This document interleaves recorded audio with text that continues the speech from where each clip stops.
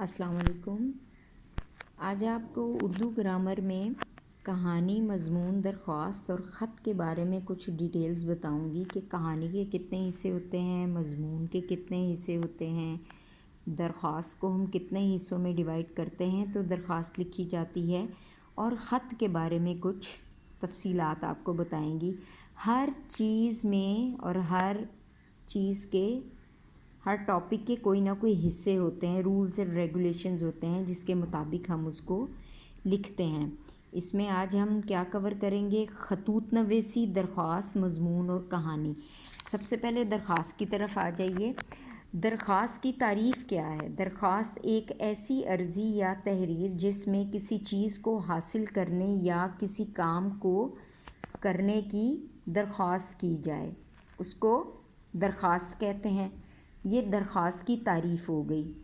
ठीक है जी। अब दरख्वास्त के हिस्सों की तरफ आ जाइए कि जो कि 4 हिस्से होते हैं। दरख्वास्त को अगर आप इसका मॉडल देखें तो आपको पता चलेगा कि दरख्वास्त को हम 4 हिस्सों में लिखा जाता है। इसके 4 हिस्से होते हैं। दरख्वास्त को हम 4 हिस्सों में डिवाइड करते हैं और उनके भी कुछ नाम होते हैं, जिसको कि हम पहले हिस्से को हम सरनामा कहते हैं। जब हम शुरू करते हैं उसका पहला हिस्सा जो होता है, अमूमन इसमें ज़्यादातर ज़ोर जो है वो इसके मिडिल में ही दिया जाता है कि उसका मतन क्या है। ठीक है जी। दरख्वास्त के पहले हिस्से को हम सरनामा कहते हैं और दरख्वास्त के चौथे हिस्से को इख्तिताम कहते हैं। ठीक है। दरख्वास्त की तारीफ़ आप सुन लीजिए। ऐसी अर्ज़ी या तहरीर जिसमें किसी चीज़ को हासिल करने या किसी काम को करने की इस्तदा की जाए वो दरख्वास्त कहलाती है। अब आप खतूत नवेसी की तरफ आ जाइए। खतूत नवेसी की तारीफ़ क्या है? ऐसी तहरीर जिसमें अपने ख़यालात और जज्बात का तहरीरी तौर पर इजहार किया जाए, खतूत नवेसी कहलाती है। खतूत नवेसी की क्या तारीफ़ है कि ख़त की क्या तारीफ़ है? उर्दू ग्रामर में जब हम खतूत नवेसी की तारीफ़ जानना चाहें तो वो ये है, ऐसी तहरीर जिसमें अपने ख़यालात और जज्बात का तहरीरी तौर पर इजहार किया जाए, खतूत नवेसी कहलाती है। खतूत नवेसी के हिस्से कितने होते हैं, वो कितने पार्ट्स पे मुश्तमिल होता है? उसके 6 हिस्से होते हैं। पहले हिस्से को हम तारीख़ मुकाम रवानगी का नाम देते हैं। ख़त का पहला हिस्सा क्या कहलाता है? तारीख़ व मुकाम रवानगी। ख़त के दूसरे हिस्से को क्या कहते हैं? अलकाबो आदाब। ख़त का दूसरा हिस्सा अलकाबो आदाब कहलाता है।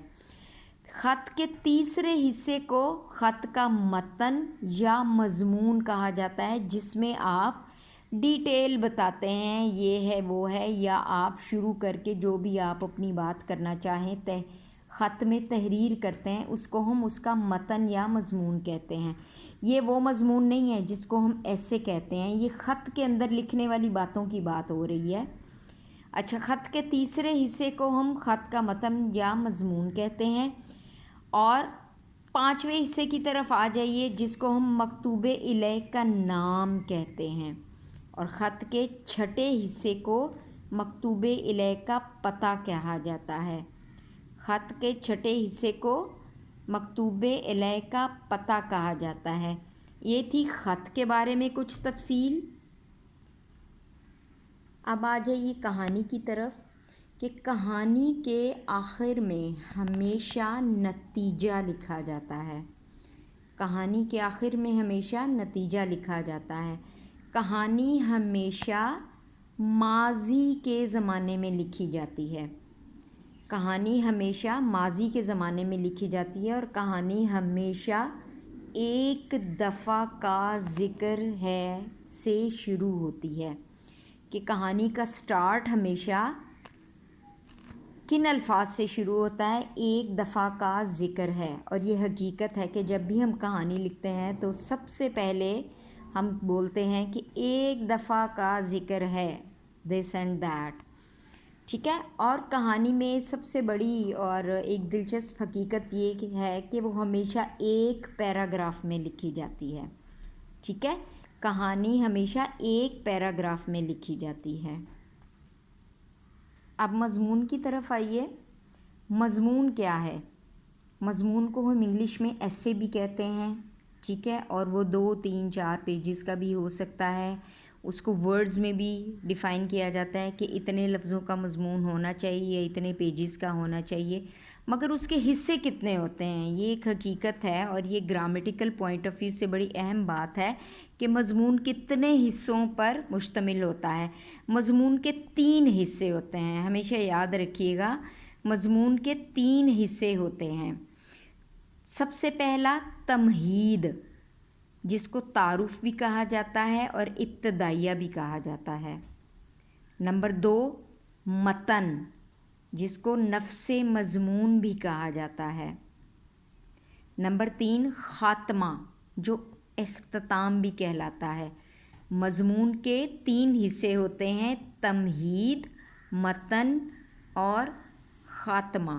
امید ہے کہ آپ کو یہ چیزیں کچھ اچھی لگی ہوں گی اور آپ کے لیے یوزفل ہوں گی. شکریہ آپ کا.